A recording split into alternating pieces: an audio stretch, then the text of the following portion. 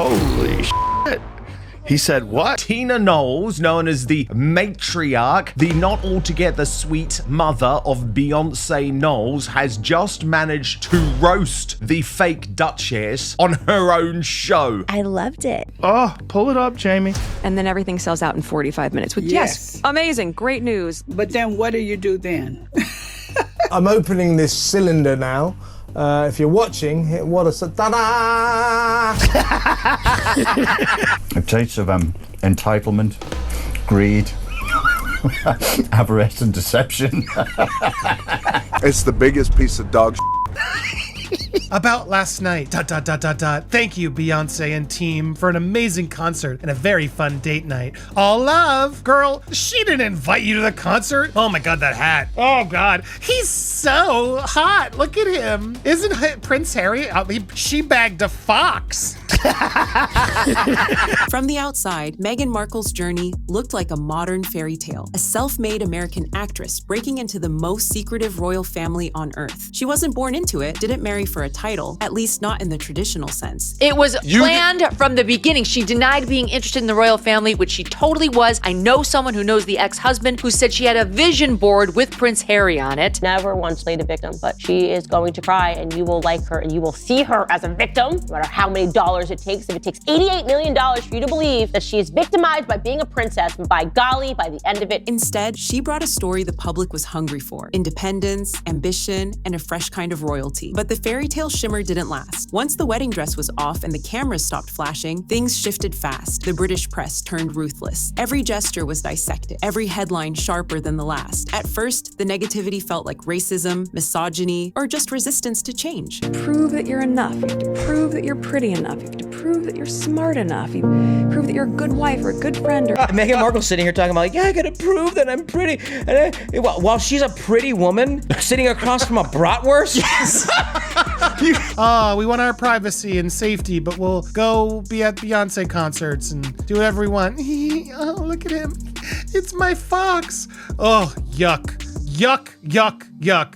But soon, even neutral fans started asking uncomfortable questions. Was this still about justice, or was it about control? After stepping back from royal duties, Meghan and Prince Harry promised to tell their truth, and they did. In interviews, in documentaries, in podcasts. Their Netflix series pulled the curtain back on palace life. The world's biggest victims right now are the Duke and Duchess of Netflix. But truth be told, no matter how hard I tried, no matter how good I was, no matter what I did, they were still going to find a way to destroy me. Yeah, nobody set out to destroy you. You destroyed yourselves in this country with your ludicrous, hypocritical behavior. Truth be told, what she just said is complete and utter garbage. Meghan's Archetypes podcast dove into the labels women face, framed through her own experiences. Harry's book spilled even more. At first, people listened, but something about it didn't feel raw. It felt produced. The interviews were soft-lit and perfectly timed. The quotes were emotional but precise. Stories of pain were delivered in calm, polished tones. Each release came with glossy trailers, scripted narration, and coordinated PR cycles. Because they don't really know how to make money, right? Their entire brand is talking about their own victimhood. They want them to continue to trash the royal family. It's so disrespectful to Queen Elizabeth II's memory. The royal family at this point in time, after the Oprah Winfrey interview, Spare, and the Netflix series, want nothing to do with these two people. Do we really believe that the royal family was trying to trap them in the UK? Critics, and not just royalists, began to say the same thing. Meghan is always controlling the narrative, and not just protecting it, controlling it. The vulnerability, some argued, felt packaged. Her pain felt prepped. Not fake, but not spontaneous either. Some started calling it a brand. Others called it strategy. But the word that started gaining traction was simple and dangerous. Inauthentic. But this has been Meghan Markle's MO from the beginning. She wants all of the privileges that go along with an identity, but she doesn't want any of the responsibilities. She doesn't want to do any of the work. She wants the tiara. She doesn't want the public service. If you think about it, Meghan got everything she wanted. She got the husband, she got the children, she got the HRA, she got everything that allowed her to rise up and to have that global recognition that we know how badly she wanted that. And once that word stuck, it opened the door for other voices to step in. Voices like Tina Knowles. If there's one woman who doesn't sugarcoat her words, it's Tina Knowles. Long before Beyonce became a global icon, Tina was shaping the brand. She styled Destiny's Child, handled handled business behind the scenes and taught her daughters how to move in silence, but with power. Unlike most celebrity moms, Tina isn't chasing fame. She doesn't do chaos. She does legacy. She tears into As Ever and the failed business plan and the sold out scam jam within 45 minutes. She tears into the fact that Meghan Markle does not have communication with her own family. Over the years, she's built her own reputation. Separate from Beyonce and Solange, she's spoken at women's conferences, launched businesses, and become a quiet authority in the world of Black excellence. People don't just see her as a mom, they see her as a matriarch, wise, grounded, no nonsense. And when Tina talks, people listen. She's not the type to post cryptic subtweets. She won't go back and forth in a headline war, but when she appeared on a podcast earlier this year, calm, collected, and unbothered. She put just a few tins of the scam jam on sale. There was hardly any product, and now we learn it's not going to be restocked for this year at all, and some of the products may never come. Now, Meghan, up until this point, has been desperate to plug this as some sort of great success story. But Tina Knowles, who's a real businesswoman, quite brutally bursts Meghan's bubble. She said something that sent shockwaves through the pop culture internet. She talked about women who present strength, but are really performing, about those who package struggle and pain into something marketable. Her words were pointed, her tone firm. There was no laughter, no soft follow-up. She didn't name names. She didn't have to, because within hours, the internet had already made the connection. Fans weren't debating if she meant Meghan Markle. They were asking why she said it now. It was a regular podcast, no flashy promo, no viral moment at first. Tina Knowles was invited on to talk about womanhood, identity, and how fame has changed over the years. The tone was warm, insightful, but midway through the episode, something shifted. Tina paused, lowered her voice just slightly, and said, "You know, we're in this era where people sell their stories like products. Struggle becomes branding, and sometimes what looks like empowerment is just performance. It's rehearsed, it's packaged, and it's profitable." That was all it took. No names were dropped, no royal references, but the phrasing, the delivery, it didn't sound random. It sounded loaded, like a velvet-gloved punch. Yeah, I think that scarcity mentality at the beginning might be a hook for people, not dissimilar to a sneaker drop. Right. Yes, exactly. But when you're talking about products that you need to be consistent with.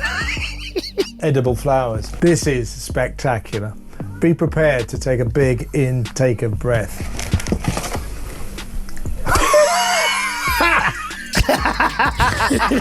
And for fans already side-eyeing Meghan Markle's carefully curated interviews and media appearances, it was like Tina had just said out loud what everyone else was whispering. The podcast didn't even go viral for its host. It blew up because of that quote. Clips flooded TikTok. Twitter threads dissected it. Reddit lit up with speculation. One post in a celebrity gossip forum titled, "Tina Knowles just called out Meghan without saying her name," had over 5,000 comments within 48 hours. People pulled out receipts, compared tone, cadence, and recent headlines. This was a PR stunt. It's utterly ludicrous sending out a few jam jars around the world with absolutely no plan to restock whatsoever. Magic moment. I'm going to open it now. Hang on. I heard...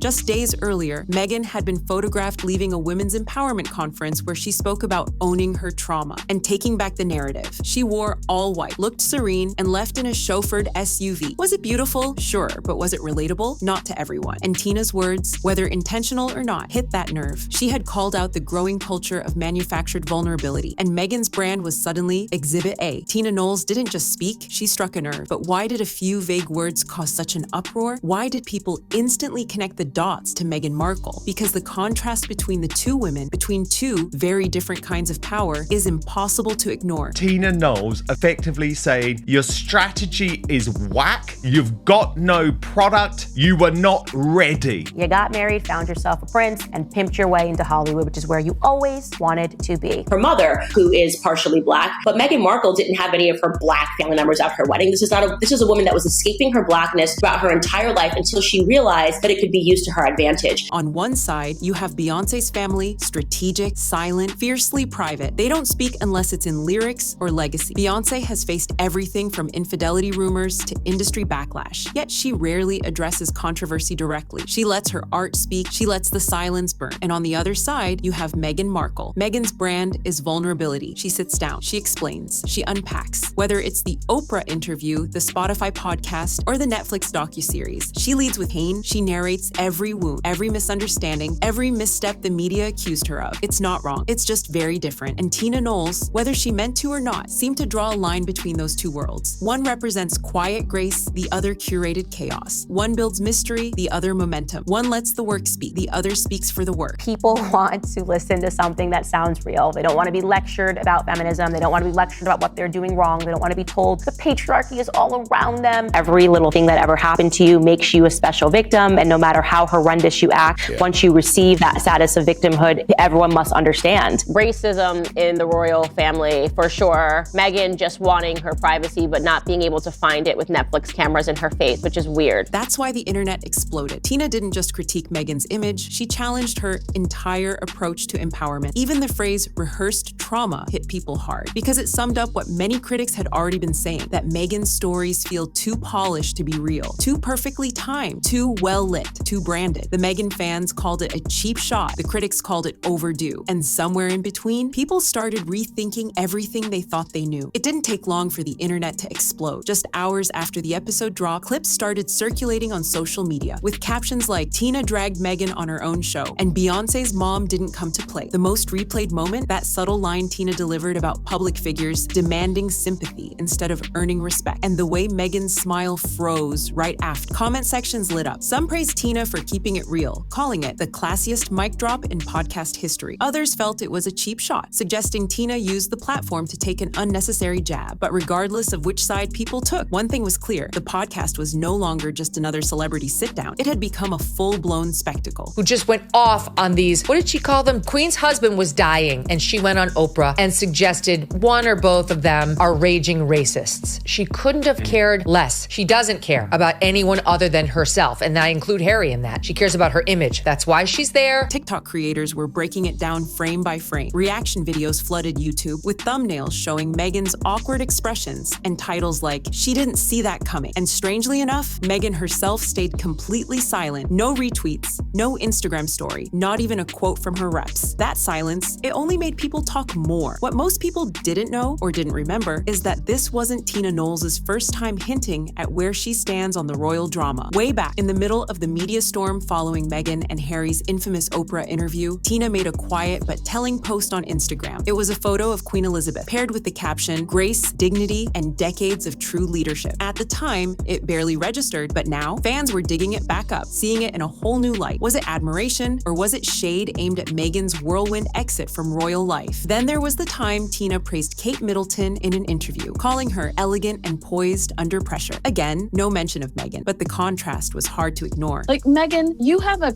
very privileged life. Yeah. We all get it. You're beautiful. You married a prince, but that's literally all you've done to when it comes to your accomplishments. She hated being in Britain. She hated being a royal. And then she staged that Megxit, taking Harry in tow, fleeing Britain under a cloud because the Queen had launched an inquiry, an investigation into her bullying palace staff. Suddenly, people started piecing together a timeline, almost like a digital crime board. Interviews, social media posts, podcast quotes, all suggesting that Tina had quietly been choosing a side all along. And if that's true, then her comments on Meghan's podcast weren't spontaneous. They were intentional, calculated, maybe even a little personal. For someone known to carefully curate her public image, Meghan's total silence after the episode was loud. In the past, every podcast drop came with coordinated promotion, Instagram posts, media quotes, sometimes even press interviews. But this time, nothing. No behind-the-scenes photos, no thank you message to Tina, no mention of the episode at all. It was like it never happened. Fans noticed immediately. Comment sections filled with questions. Why didn't she promote this one? Is she embarrassed? Was it a setup that backfired? And then came the speculation. Some suggested Meghan's team tried to cut parts of the episode but got overruled by Spotify. Others believed she was blindsided by Tina's tone and didn't know how to respond without making things worse. But in Hollywood, silence is rarely just silence. It's strategy. And Meghan's refusal to acknowledge the episode only added fuel to the fire. People started to wonder, was this the moment she finally lost control of the narrative? Or worse, did she realize her own platform might not be as protected as she thought? What started as a seemingly harmless podcast episode had morphed into a cultural flashpoint. On the surface, it was just a conversation between two public figures, but underneath, it exposed something much deeper: how fast public perception can shift, and how even the most carefully managed image can unravel with a few choice words. And here in the States, it's being reported by tabloids that Meghan quietly canceled plans to celebrate their 7th wedding anniversary at home with Prince Harry because they don't have that many friends left. The royal family, especially William and Kate, didn't develop reservations about Meghan because of the way she bullied palace staff. She was simply the victim of royal racism. All of this is nonsense, of course. Tina Knowles never confirmed that her remarks were aimed at Meghan. She didn't have to. The internet made up its mind. Some saw her as a truth teller, unafraid to say what others tiptoe around. Others accused her of blindsiding a host who invited her in good faith. But the fallout said more about Meghan than Tina. Once embraced as a symbol of rebellion against outdated institutions, Meghan now finds herself walking a tightrope between empowerment and entitlement. And it's a balance that's getting harder to maintain. As more voices in the industry weigh in, quietly or not, one thing becomes clear: the honeymoon phase is over. And if this podcast was supposed to reinforce Meghan's voice, it may have accidentally done the opposite. Because when Beyonce's mom walks into your house and owns the room, you don't just lose the conversation, you risk losing the crowd. In the world of celebrity, power isn't just about fame, it's about control. And for Meghan Markle, control has always been part of the brand. From her royal exit to her carefully curated interviews, she's played by her own rules. But this time, the script flipped. Whether Tina Knowles meant to take a shot or was just speaking her truth, the result was the same. Meghan looked unprepared, exposed, and perhaps for the first time, truly challenged on her own turf. And while the episode may fade from the headlines, the moment won't be forgotten. It sparked a conversation bigger than Meghan or Tina. It exposed the delicate line between authenticity and performance in today's influencer-driven world. So the real question is, was this a rare misstep or the beginning of a much larger unraveling? If you want to keep diving into the raw, unfiltered side of celebrity culture, the feuds, the shade, and everything they don't want you to see, make sure you subscribe and stay locked in right here on Star Spotlight. Because trust us, this story, it's far from over.